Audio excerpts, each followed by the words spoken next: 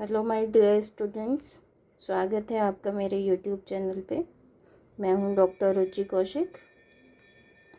तो जैसा कि हम जानते हैं, अभी टीजीटी पीजीटी की एग्ज़ाम डेट आ चुकी है। टीजीटी का एग्ज़ाम मई में है और पीजीटी का जून में है।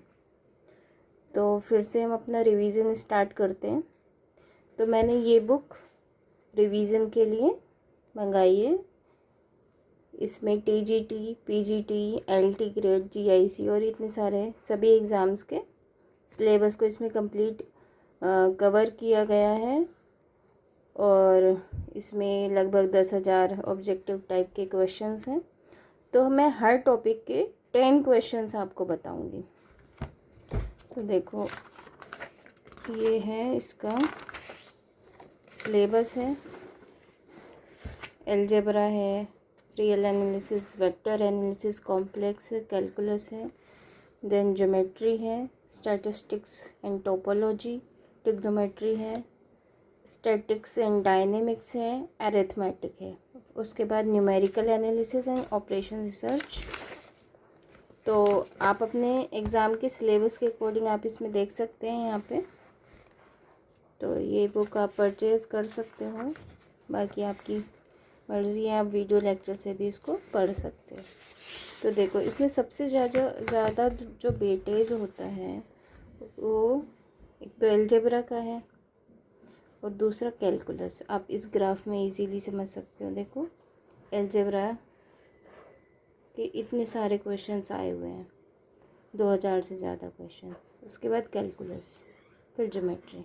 तो सबसे पहले हम अलजेब्रा कवर करेंगे और यहाँ पे मेरा मोटिव है सिर्फ आपको रिवीजन कराना, ठीक है।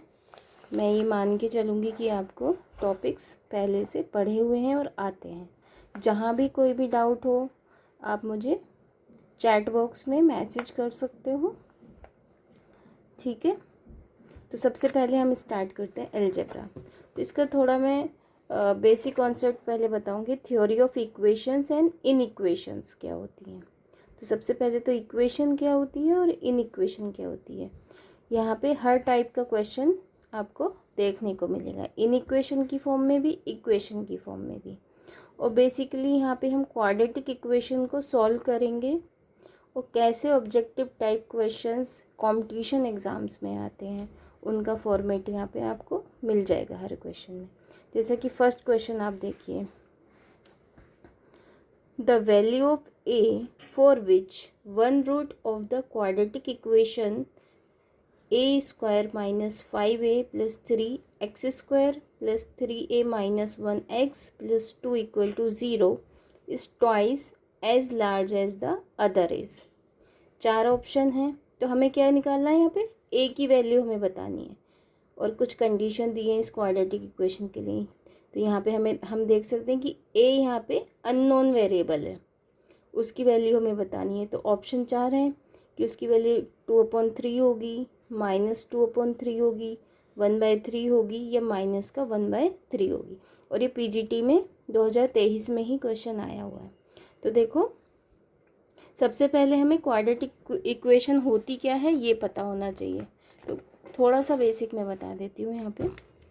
तो देखो, क्वाड्रेटिक इक्वेशन में क्या होता है, इस फॉर्म की होगी, px square plus qx plus r equal to 0। Quadratic equation, इसका क्या मतलब है कि जिसमें जो x की मैक्सिमम पावर है वो 2 होनी चाहिए, ठीक है। यहाँ पे x की पावर 1 है और यहाँ पे x की पावर 0 है। तो इसको कैसे सॉल्व करते हैं, तो डायरेक्ट तो हम सॉल्व नहीं कर पाएंगे क्योंकि पी क्यू आर की वैल्यू हमें नहीं पता है। जब पता होगी तब हम सॉल्व कर सकते हैं। तो जब नहीं पता है तो हम क्या करते हैं, इसके रूट्स मान सकते हैं कि अल्फ़ा बीटा इसके रूट्स हैं। तो उसमें सम ऑफ रूट्स क्या होगा और प्रोडक्ट ऑफ रूट क्या होगा। मैं क्वेश्चन के अकॉर्डिंग आपको कॉन्सेप्ट भी बताती चलूँगी और आपको अपनी बेसिक जो बुक्स हैं, एनसीईआरटी की बुक है या कोई भी बेसिक बुक है, वहाँ से आप कॉन्सेप्ट देख भी सकते हो। तो देखो सम ऑफ रूट क्या होगा, माइनस का क्यू अपॉन पी होगा। ये जो वेरिएबल है ये अपॉन पी और माइनस आ जाएगा। प्रोडक्ट ऑफ रूट क्या होता है, आर अपॉन पी हो जाएगा। ए बी सी डी की फॉर्म में भी कई बार दिया होता है, जैसे मान लो इसी को A X square plus B X plus C हो जाए तो माइनस का बी अपॉन ए हो जाएगा, यहाँ पे सी अपॉन ए हो जाएगा। ठीक है, समझ गए। अब देखो इस क्वेश्चन में क्या है, तो यहाँ पे sum of roots alpha plus beta क्या हो गया, माइनस का क्या था ये अपॉन ये, तो 3a माइनस 1 अपॉन में A square minus 5a plus 3। ठीक है, और प्रोडक्ट ऑफ रूट क्या हो जाएगा, c अपॉन ए 2 अपॉन में A square minus 5a plus 3। Means जो एक्स स्क्वायर का कोफिशिएंट है उससे दोनों जगह हमें डिवाइड करना होता है।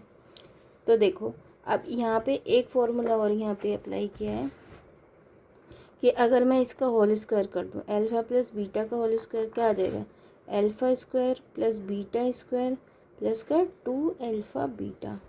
इस फॉर्मूले का यूज़ यहाँ पे हुआ है। तो देखो अल्फ़ा प्लस बीटा का स्क्वायर यानी कि इसका स्क्वायर 3a माइनस 1 का और अपॉन में A square minus 5a plus 3 का होल स्क्वायर कर दिया, equal to alpha square plus beta square plus का 2 अल्फ़ा बीटा। और यहाँ पे एक कंडीशन और गिवन थी कि जो एक रूट है the value of a for which one root of the quadratic equation is twice as large as the other. ठीक है, तो उसमें क्या हो गया, अगर एक रूट अल्फ़ा है तो दूसरा रूट उसका ट्वाइस हो जाएगा, 2 अल्फ़ा हो जाएगा। ठीक है, अब ये सारी वैल्यूज़ अगर हम उठा के रखें तो देखो क्या होगा, अल्फ़ा स्क्वायर प्लस यहाँ पे 2 alpha square plus 2 alpha beta. 2 alpha beta की वैल्यू की जगह हम अल्फ़ा इंटू में 2 अल्फ़ा हम रख दें, तो ये क्या हो गया, alpha square plus 4 alpha square plus का 4 अल्फ़ा स्क्वायर। कितना हो गया, 4 प्लस 4 8 प्लस 1 9, तो 9 अल्फ़ा स्क्वायर हो गया यहाँ पे। ठीक है, यहाँ से अगेन यहाँ से इन्होंने अल्फ़ा इंटू 2 अल्फ़ा किया तो 2 अल्फ़ा स्क्वायर हो गया। 2 अल्फ़ा स्क्वायर की वैल्यू कितनी आएगी, 2 अपॉन में A square minus 5a plus 3। 2 से 2 कैंसिल हो जाएगा तो अल्फ़ा स्क्वायर की वैल्यू क्या बचेगी, 1 अपॉन ए स्क्वायर माइनस 5a प्लस 3। और देखो यहाँ से हमारे क्या है, अल्फ़ा प्लस बीटा स्क्वायर की वैल्यू क्या आ गई, 9 अल्फ़ा स्क्वायर। तो बस यहाँ पे क्या हो गया, 9 अल्फ़ा स्क्वायर, यानी कि अल्फ़ा स्क्वायर की वैल्यू ए स्क्वायर माइनस 5a प्लस 3। मुझे लगता है यहाँ तक की स्टेप आपको क्लियर हो गई होगी। अगर फिर भी डाउट हो तो यू कैन आस्क मी। सो अब इसको इधर लाके हम सॉल्व करेंगे। 3a square 3a minus 1 square upon में A square minus 5a plus 3 का होल स्क्वायर माइनस, जब इक्वल के इधर आएगा तो माइनस हो जाएगा, 9 अपॉन ए स्क्वायर माइनस 5a प्लस 3। फिर हम इसका एलसीएम ले लेंगे, एलसीएम क्या हो जाएगा, ए स्क्वायर माइनस 5a प्लस 3 का होल स्क्वायर। तो 3a माइनस 1 का square as it is minus का 9 और ये वाली टर्म यहाँ पे एज इट इज़ आ जाएगी इक्वल टू 0। अब ये इधर 0 में चला गया तो क्या बचा, इसका होल स्क्वायर अपन क्या होगा, A square plus B square minus 2a भी होता है, तो 3a का स्क्वायर यानी कि 9a स्क्वायर माइनस 2a भी यानी कि 6a प्लस 1 माइनस का 9a स्क्वायर, ये ब्रैकेट ओपन हो गया, प्लस 5 9 5 जो 45a माइनस का 27 इक्वल टू 0। ठीक है, अब जो कैंसिल हो रहा है वो कैंसिल, 9a स्क्वायर से 9a स्क्वायर कैंसिल हो गया, 45a माइनस 6 से कितना बचेगा, 39a माइनस 26 इक्वल टू 0। तो a इक्वल्स टू 26 अपॉन 39, 13 के टेबल में दोनों आते हैं, 13 2 जो 26, 13 3 जो 39। तो a की वैल्यू क्या आ गई यहाँ पे 2/3। तो हमारा option A is the correct answer हो जाएगा इस क्वेश्चन का। अच्छा क्वेश्चन था, यहाँ पे हमारे कई सारे कॉन्सेप्ट आ गए। तो मुझे लगता है ये क्वेश्चन आपको अच्छे से समझ में आ गया होगा। तो इसी टाइप से हम आगे दूसरा क्वेश्चन देखते हैं।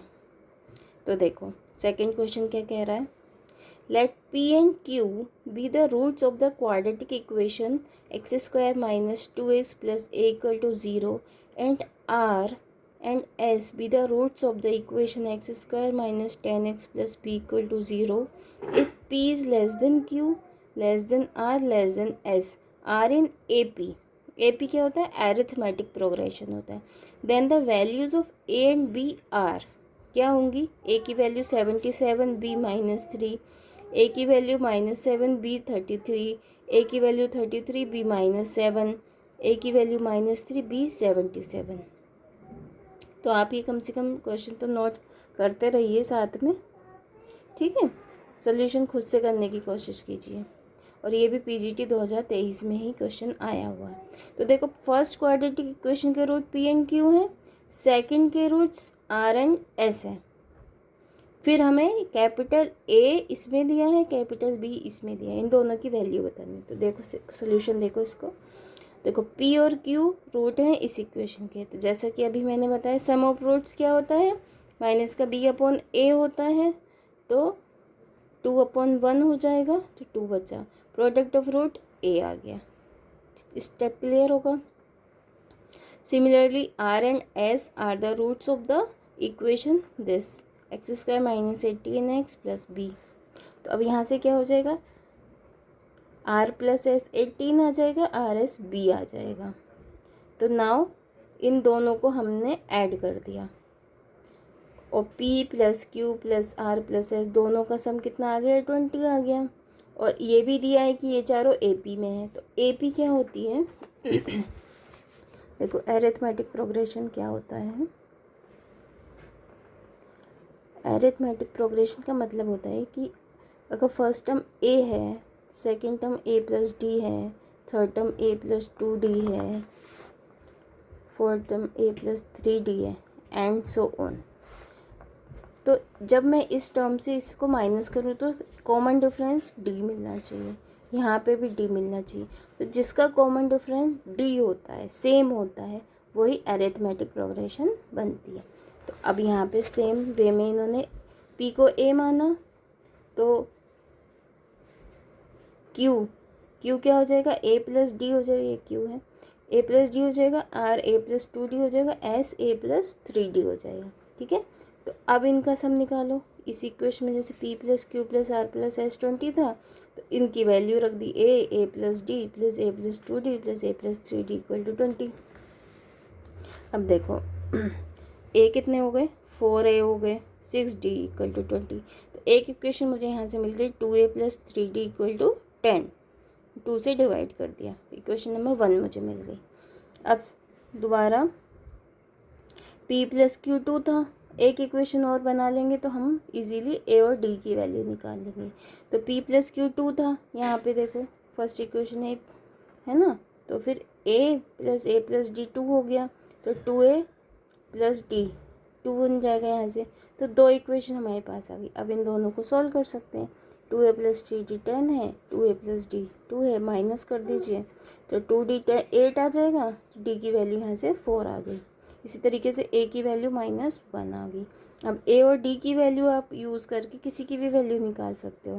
तो अब इस इक्वेशन से PQ = यहाँ से देखो PQ = A है, तो यहाँ P और Q की वैल्यू आप रख के A की वैल्यू निकाल लो।